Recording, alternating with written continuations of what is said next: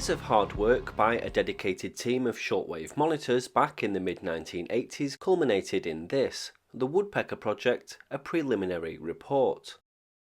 This has been largely buried for over 30 years, but now I have an extremely rare copy and wanted to pick out some key bits of previously unpublished information regarding the biggest ever menace to the airwaves, the Russian woodpecker. Now, many people left comments on my previous documentary on the Russian woodpecker, saying that it wasn't Russian, and picked up on the fact that Ukraine was referred to as the Ukraine, and they were right to point that out, but let me explain. The woodpecker existed for most of the 1980s, and despite two sites being situated in Soviet Ukraine and one in Russia, it became known the world over by listeners, the media, and other governments as the Russian woodpecker. This is perhaps because the Soviet Union was founded by Russian revolutionary Vladimir Lenin, and its largest and most populous republic was the Russian SFSR, which covered roughly 3/4 of the surface area of the Union, including the complete territory of contemporary Russia.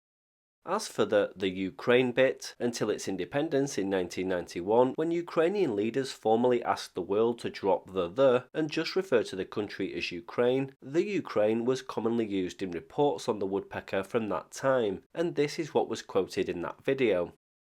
However, this isn't a geopolitical channel, but I hope that explains the terminology used in the last video. So let's get back to the report. It's largely based on a coordinated monitoring effort by shortwave listeners across 19 countries, mainly during October of 1985. It demonstrated that the woodpecker and the interference it caused was a widespread problem for international broadcasters and their audiences, as well as every other spectrum user. 142 reports of interference to stations in the HF broadcasting service were received between June and November of 1985 alone. Ironically, 7 of those complaints came from Radio Moscow. The purpose of this report was to distribute it at the 1987 World Administrative Radio Conference for the HF Broadcasting Service, in the hope that the interference could be resolved. In this video, we'll look at the report as if it was 1987, and that we know none of the information on the Duga radar system that came to light in the following years and decades. The Woodpecker Project was a global monitoring and research effort organised by the Association of American Radio Clubs, or ANARC, and comprised of unpaid volunteers. Its purpose was to gather, analyse and disseminate information concerning this relatively new pulsed emission found on the HF bands nicknamed the woodpecker, which by the mid-1980s was audible in most parts of the world. The earliest known report of the woodpecker's interference was a complaint filed with the FCC, which referred to interference between 14 and 14.2 MHz at 0300 hours UTC on the 12th of July 1976. A number of member administrations of the International Telecommunication Union forwarded complaints to the ITU's Frequency Registration Board too. On the 17th of September 1976, the IFRB sent letters to the administrations of Austria, Belgium, the Federal Republic of Germany, France, Norway and Sweden, asking them to implement a monitoring program in order to identify the source of the interference. This all resulted in a telex message being sent to the Soviet Union on the 25th of October 1976, asking it to, quote, take the necessary measures to eliminate the interference. On the 12th of November 1976, the head of the International and Operations Division of the FCC informed the US State Department of the FCC's findings as to the source of the interference. On December 3, 1976, the administration of the USSR sent this telex to the IFRB. It claimed that tests were being carried out with radio installations operating in the HF bands, and that they do their best to minimize interference. The interference continued, and additional complaints were filed by Denmark, the Federal Republic of Germany, France, Norway, the United Kingdom, and the United States. On May 10, 1977, the IFRB sent a letter to the Soviet administration asking exactly what measures were being taken to eliminate the interference. July 5, 1977, saw a response from the Union. As more complaints were sent to the IFRB due to the continued unabated interference, a report entitled the IFRB Report on Harmful Interference in the HF Frequency Bands Caused by Emissions Originating in the USSR was issued on November 10, 1977. The Soviet Union was quick to respond in the form of another vague statement. An interesting point is that the USSR claimed to have received and recorded similar pulse signals from other countries, but no details were ever provided as to the existence of these, and at that time it was widely agreed that the woodpecker was the only one of its kind. Signals from a second woodpecker-type transmission with an emission and mode of operation identical to that of the station near Kiev were detected by the FCC starting on April 10, 1979. Initial bearing measurements placed the new source near the Pacific coast of Siberia, in the general vicinity of Sakhalin Island and Khabarovsk. The appearance of a third transmitter site was reported by the Associated Press on May 15, 1980, which was suspected to have been located just north of the Black Sea near Nikolaev. Now, I said at the start we're pretending that this is 1987 and we know no other information, but to be clear, the Nikolaev site was later revealed to be the experimental Duga radar system. The Siberian site was later identified as being at Komsomolsk-on-Amur in Russia, and the most famous site was of course near Chernobyl in Ukraine. They're often incorrectly referred to as Duga 1 in Nikolaev, Duga 2 in Chernobyl, and Duga 3 in Komsomolsk-on-Amur, but they are in fact the experimental radar at Nikolaev, Duga 1 at Chernobyl, and Duga 2 at Komsomolsk-on-Amur. I've done a series of videos on everything you need to know about the Duga radar and debunking the Duga 3 myth, so check the description below. The project's monitoring efforts revealed that the woodpeckers seem to be able to transmit on any frequency between around 5 and 28 MHz. The duration of each pulse was approximately 3 milliseconds, with a pulse repetition rate of nearly always 10 per second. Fluctuations in signal strength were common due to ionospheric propagation, changes in beam heading, elevation or radio pattern, and changes in power output or antenna. The average bandwidth of the woodpecker signals logged by the FCC monitoring stations prior to January 31, 1977, when only one transmitter site was known to be active, was nearly 300 kHz. An FCC study in 1983 found that the bandwidth measurements varied with propagation conditions from a minimum of 20 kHz up to 700 kHz. Each woodpecker site could apparently transmit up to 4 synchronized pulse trains simultaneously. These could be sent out on the same frequency, on different frequencies, or aggregated to cover wider bandwidths. With 3 sites on the air simultaneously, each emitting several pulse trains, it shows how a significant portion of the HF band could be affected at once. The FCC noted in 1977 that the woodpecker sometimes swept continuously across a band, although this wasn't observed in later years. Instead, the signal dwelled for a period of time on a static range of frequencies before abruptly shifting without warning to another range. The dwell times observed in the FCC's 1983 woodpecker study varied from a few minutes to an hour, with the average duration lasting around 15 minutes. The Woodpecker Project observed dwells ranging from a few seconds to just under 9 minutes, with an average of 1 minute 36 seconds. One monitor in Canada reported a dwell of 2 hours 20 minutes on 13785 kHz on October 1, 1985. One of the most interesting characteristics of the woodpecker was the apparent irregularity of its movements around the spectrum and the unpredictability of its schedules. However, when monitored over longer time spans, some regularities in band usage became evident.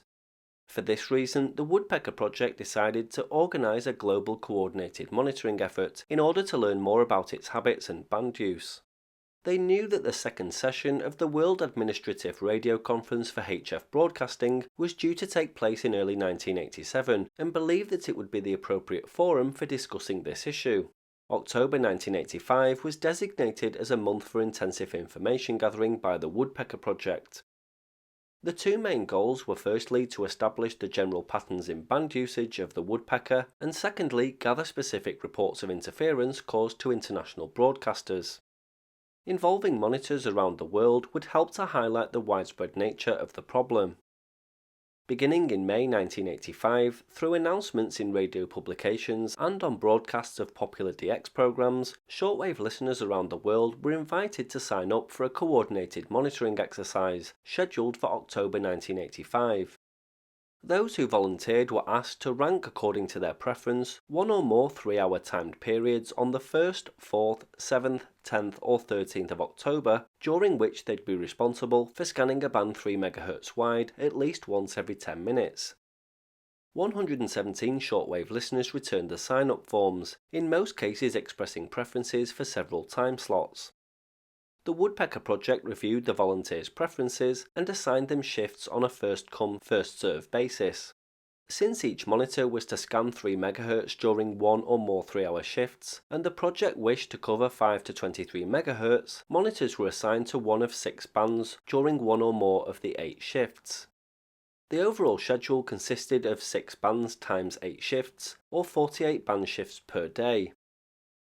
86 reporting slots were filled on the 1st of October, 40 on the 4th of October, and 100 on the 13th of October. However, the number of volunteers for the 7th and 10th was insufficient, so those days were dropped. 6 monitors with access to oscilloscopes and 2 more with access to spectrum analyzers were asked to study and report on the woodpecker signals during this period of monitoring. Simple graphic report forms were created on which the time and frequency of each encounter with the woodpecker signal could be noted with a dot. The report form divided the assigned band into megahertz, labelled according to the part of the spectrum the monitor was to scan, and each megahertz was divided into 100 kHz segments. Similarly, the assigned time was divided into hours and subdivided into 10-minute segments.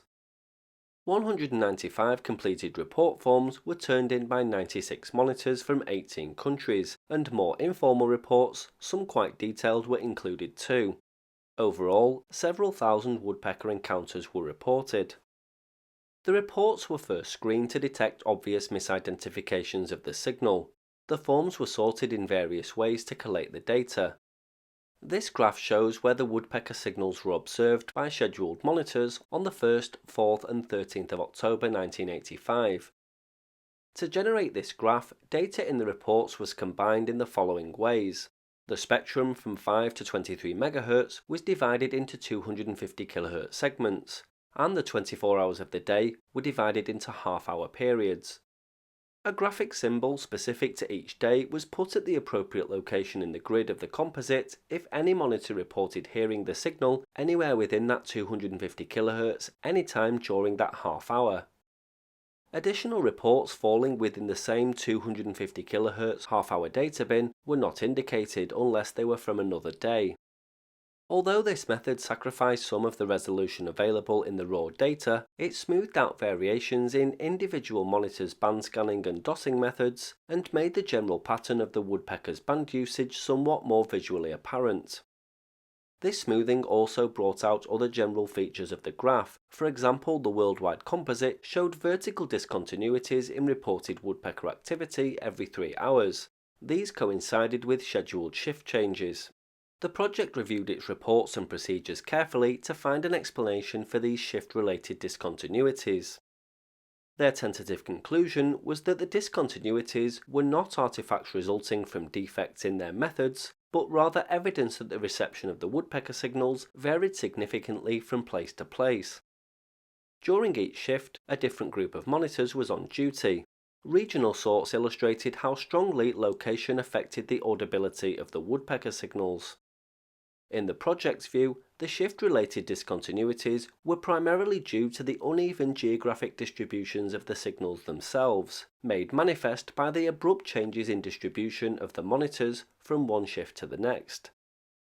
The project summed up the exercise, saying that their report showed that while the woodpecker signals were heard around the world, particular transmissions were not heard everywhere. The opening and closing of ionospheric paths between the transmitter and receiver for certain frequencies at certain times of the day was probably the most important determinant of where signals were heard, but beyond that, there were indications that the woodpecker's transmissions were not omnidirectional. The worldwide composite also showed many consistencies in woodpecker activity from one shift to the next, as well as gradual progressions covering many hours. These were clear enough to reveal differences in woodpecker band usage from one monitored day to another. For example, on the 13th of October, successive groups of monitors between midnight and 0600 hours and 1800 hours to midnight reported the signals active on lower frequencies than during the same periods on the 1st and 4th of October. This may have been due to geomagnetic storm activity noted on the NBS Solar Terrestrial report on October the 13th. And at 1500 to 2100 hours on each monitored day, the woodpecker's transmissions were in different bands. The latter time seemed to mark a transmission on each day from lower frequencies suitable for nighttime propagation to higher frequencies suitable for day paths. Night-to-day transition periods were often characterized by unstable propagation. However, beyond the discontinuities due to shift changes and differences in frequency use from one day to another, the project noticed the high degree of interlock and concurrence amongst the reports. The composite pattern seemed to show a time profile of frequency selections typical of transmissions designed to achieve skywave propagation to distant regions. There are points in the graph where the woodpecker signal was noted on all 3 days. Correlating these points of concurrence with the general principles of ionospheric propagation, it seems likely that the paths from the transmitters to the intended target areas were in darkness between 10:30 and 1500 hours UTC and in daylight at 0200 UTC. A collection of sunrise-sunset maps published by the Ontario DX Association indicated that this combination of hours of darkness and daylight only occurred in the eastern quarter of Asia and the western Pacific. From this, the project concluded that the signals monitored on the 1st, 4th and 13th of October came from the transmitter site in eastern Siberia. Significantly, on all 3 days, signals were monitored between 11 and 20 MHz at 0900 to 1200 hours. If the previous research was correct, it suggested transmissions from a second site situated many time zones away from the first. This second pattern was not as clear as the one associated with the Siberian transmitter, but sunrise-sunset maps placed a transmitter somewhere in Eastern Europe or Western Asia. The project refined its geographic analysis by resorting monitoring reports by ITU region. This graph was based on 31 reports by 18 monitors in Europe, Region 1. This graph was based on 112 reports by 44 monitors in North and South America, located east of 97 degrees west longitude. This graph is based on 32 reports by 23 monitors in Region 2, west of 97 degrees west longitude. And this one is based on 19 reports by 11 monitors in Asia, Region 3. In these reports, reports from the 3-day monitoring effort are combined. Interestingly, transmissions were rarely heard in Europe during the 3 days of monitoring. Most European monitors who heard the signals commented that it was much weaker than usual. This led the project to think that the woodpecker site near Kiev, the one most readily heard in Europe, was off the air during the exercise and for some months before it began. If a second site was active during the monitoring period, it was likely the one near the Black Sea. With analysis of the woodpecker's transmission patterns complete, it was time to focus on its impact on HF broadcasting services. These graphs speak for themselves, but some interesting details can be gleaned from them. No woodpecker signals were reported between 21,450 and 21,850 kHz, likely due to poor propagation at those frequencies because of the sunspot cycle at that time. Reports of woodpecker signals in the then 17,550 to 17,900 kHz band all came from Asia and were limited to midnight to 0400 UTC. The 15,100 to 15,600 kHz band experienced woodpecker interference quite often, in all regions, especially from 2100 to 0800 UTC. The 13,600 kHz to 13,800 kHz band wasn't officially open for broadcasting at that time, but was extensively used by the woodpecker, which caused concern for future broadcasters. Woodpecker signals were reported more in the 9500 to 9900 kHz band than any other broadcast band. The project found no evidence that the woodpecker was targeting broadcasters any more than other users of the HF spectrum, despite it operating in the most heavily used broadcasting bands on a daily basis. In addition to the monitoring exercises, the Woodpecker Project invited other listeners to send in reports of woodpecker interference to broadcast stations whenever they observed it. By the closing date of the 1st of November 1985, 142 reports of interference to broadcast stations were received.